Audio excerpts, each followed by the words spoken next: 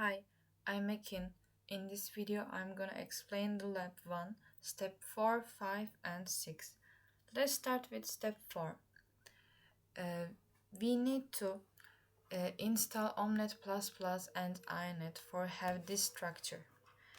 This is our simulation. Uh, let's start with step 4.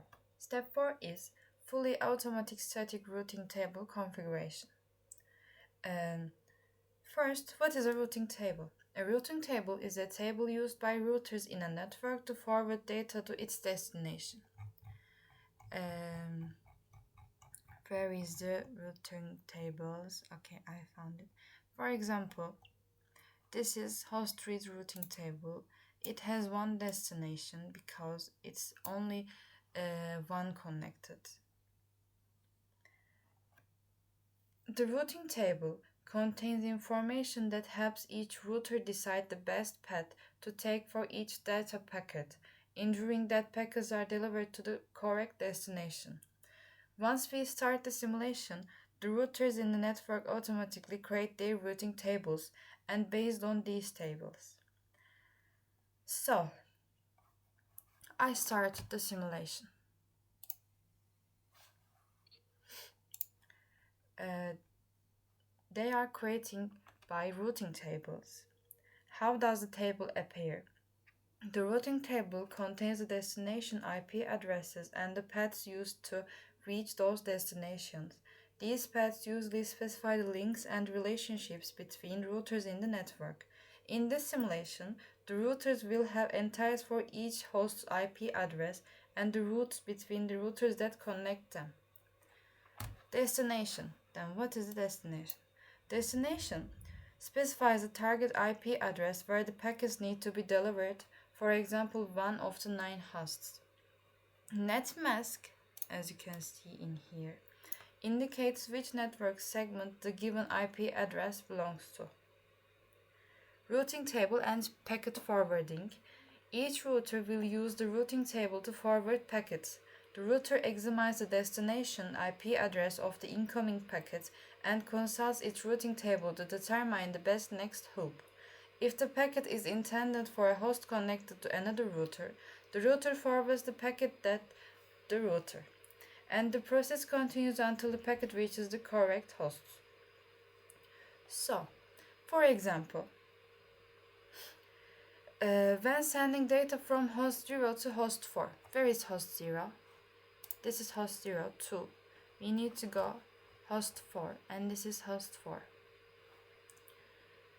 Then host 4's routing table directs the data to the correct router. Router 0 then receives the data and forwards it along the correct path to the next router, here, and ultimately delivering it to destination host 4. This is creating by routing tables.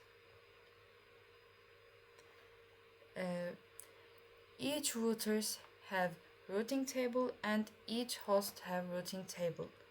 This is router 0 for routing table, for example. It's enough for step 4. Let's get to the step 5. Firstly, I will explain the step 5a, how to manually configure routing for a specific host in Omnet++. We are running a network simulation in Omnet++ with 3 routers and 9 hosts. By default, routing tables are generated automatically. However, in some cases, we may want to manually modify a specific route to control how the traffic flows through the network. Why manual routing? Automatic routing typically chooses the shortest path. However, we may need to manually modify routes to use a specific link, balance network load, or enforce a traffic policy. So, let's step-by-step manual routing. First, open the simulation. Ensure that the iNet framework is installed in Omnet++. Open your project and start the simulation. Then check the routing tables. Those are routing tables for each devices. Each router will have an automatically generated routing table. Open routing table model and examine the existing routings for router 1, router 2, and router 3. For example, check how traffic flows from host 1 to host 9. So then we need to manually adding a router for a specific host. Let's say we want to redirect traffic from host 1 to host 9 through router 3 instead of router 2. To do this, we need to open the omnet++ ini file and add the manual routing rule. Add the code, but I can't do this because of my computer. So, what does this code do? It directs traffic to host 9 via router 3 instead of the default route. This overrides the automatic routing and forces the traffic through the specified path. And then we need to restart the simulation and verify the routing change. Open the routing table for router 1 and verify that the host 9 is now through route 3. Perform a ping test or traffic analysis to ensure the change is working correctly. Summary and conclusion. Automatic routing is usually sufficient, but sometimes we need to configure manual routes for specific traffic control. We can modify the routing table manually in Omnet++ to force traffic through the specific path. By adding a custom route in omnetpp.ini, we can override the default routing behavior. After restarting the simulation, we should check the routing table and test network traffic to ensure the new configuration is applied. Let's get to the step 5b. I will explain how to manually override routes for multiple hosts in Omnet++. This is for step 5b. In this simulation, we have 3 routers and 9 hosts, as you know. By default, routing tables are automatically generated. However, we may want to manually change routes for a specific destination.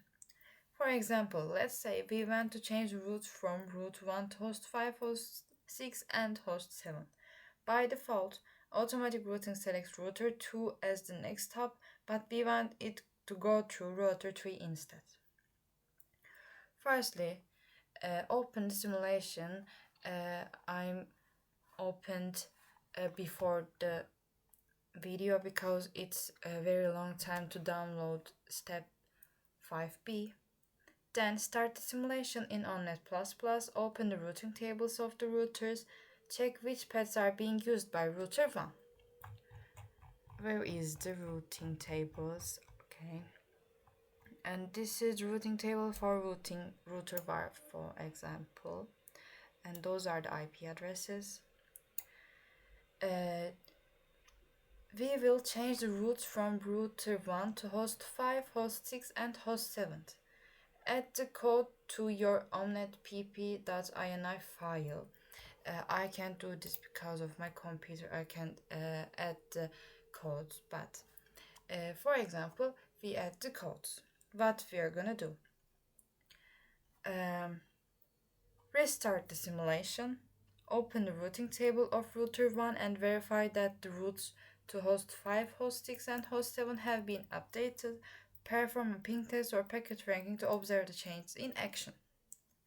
So, we learned how to manually override routes for multiple hosts. We modified the omnet++.ini file to define custom routing rules. We ran the simulation to confirm that the changes were applied correctly.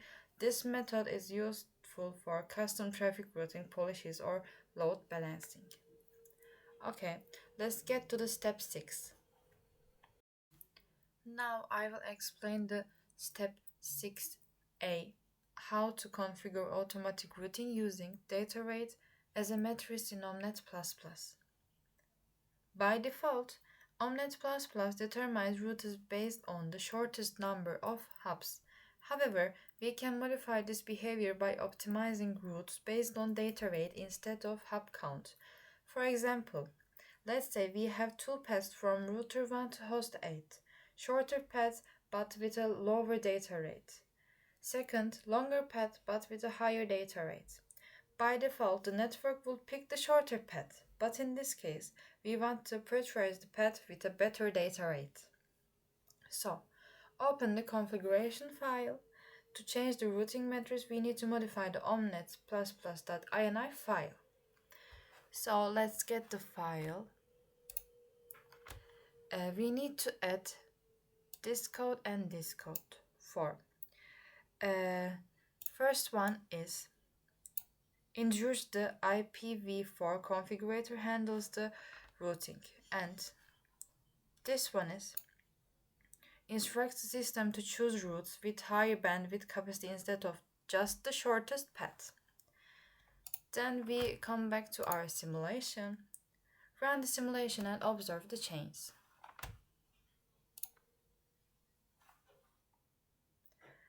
By default, Omnet++ selects the shortest hop count for routing. We changed this behavior to prioritize higher data rate links. The modification was done in omnet.pp.ini using the routing table matrix equals to data rate setting.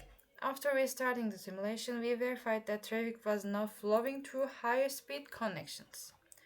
As you can see in here, they are routing tables. Let's get our last step of Lab1, step 6b. Step 6b is manually setting high link cost to avoid the specific link in routing.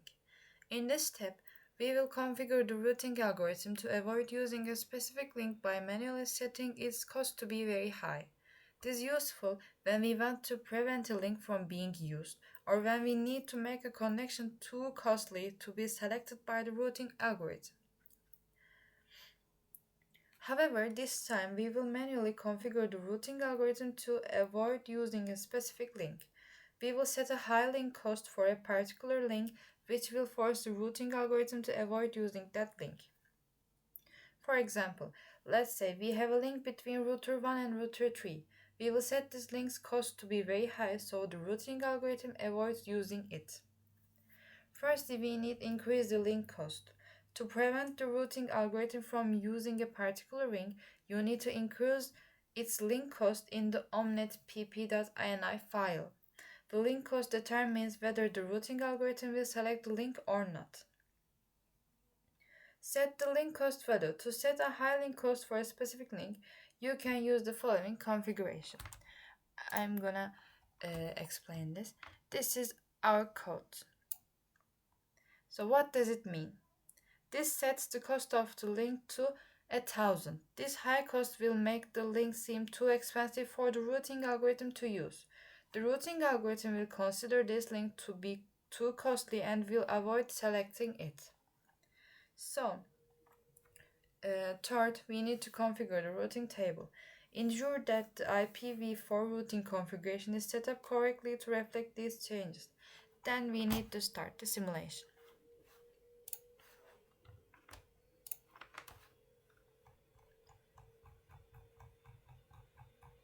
Where is the routing tables? Okay, those are the routing tables. After making this change, we started the simulation. Check the routing tables of the routers and observe which paths are being selected. Make sure that the specific high-cost link is not being used. You can perform a ping test or use packet tracking to verify that the routing algorithm is avoiding the high-cost link. Summary. Step 6b involves setting the link cost of a specific connection to a high value in order to exclude it from routing decisions. By manually setting the link cost, we ensured that the routing algorithm avoids selecting this link. To verify, you can run the simulation and check the routing tables to ensure that the high cost link is not being used. So this is the end of the video. Thanks for listening.